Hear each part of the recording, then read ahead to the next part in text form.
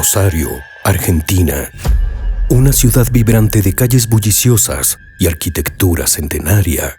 Pero en los años 80, un modesto hogar se convirtió en el epicentro de un fenómeno que desafió la lógica y sembró el pavor en quienes osaron presenciarlo. No se trataba de una simple casa con extraños ruidos nocturnos. Lo que ocurrió allí fue algo que escapaba a toda explicación convencional.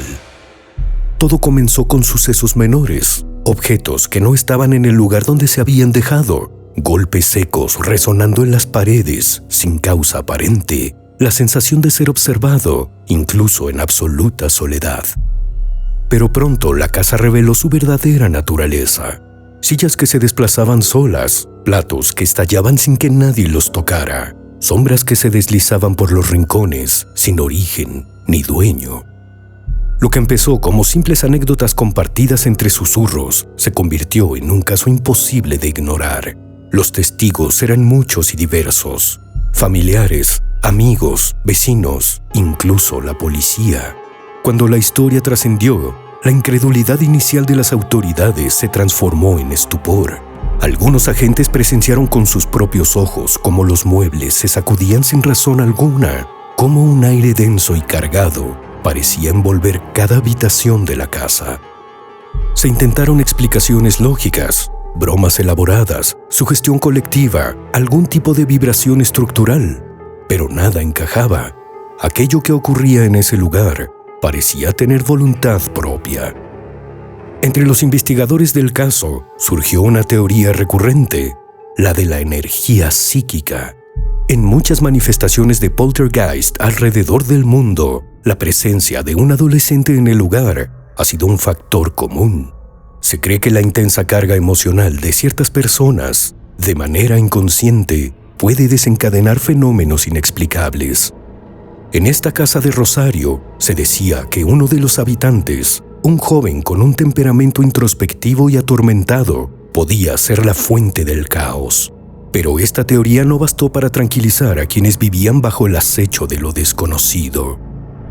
Lo más inquietante eran las manifestaciones físicas, no solo objetos en movimiento, sino golpes que resonaban en las paredes con una fuerza descomunal.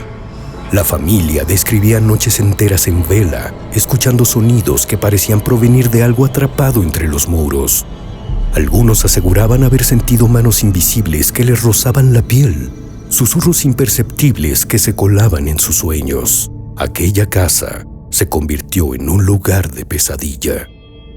Desesperados, recurrieron a expertos en lo paranormal. Se realizaron sesiones de limpieza espiritual, se bendijo la casa, se intentó apaciguar la energía que allí moraba, pero cada intento solo parecía enfurecer a la entidad. Las manifestaciones se volvieron más agresivas, como si algo dentro de esas paredes se resistiera a ser desterrado. Los medios de comunicación empezaron a prestar atención. El fenómeno fue documentado en periódicos y programas de radio, atrayendo la curiosidad de investigadores y escépticos. Sin embargo, ninguno pudo ofrecer una respuesta definitiva. El caso del poltergeist de Rosario quedó grabado en la memoria colectiva como uno de los episodios más desconcertantes de la historia paranormal argentina.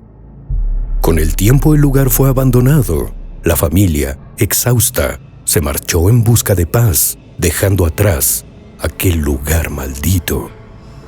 Pero quienes se atrevieron a acercarse después afirman que la atmósfera seguía impregnada de algo indescriptible, un peso en el aire, una sensación de estar siendo observado, el eco de un pasado que se negaba a desaparecer.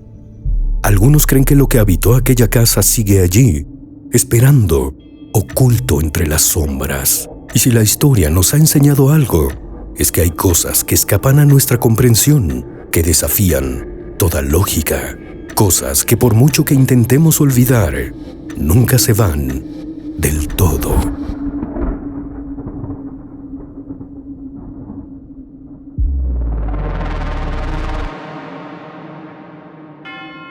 Suscríbete.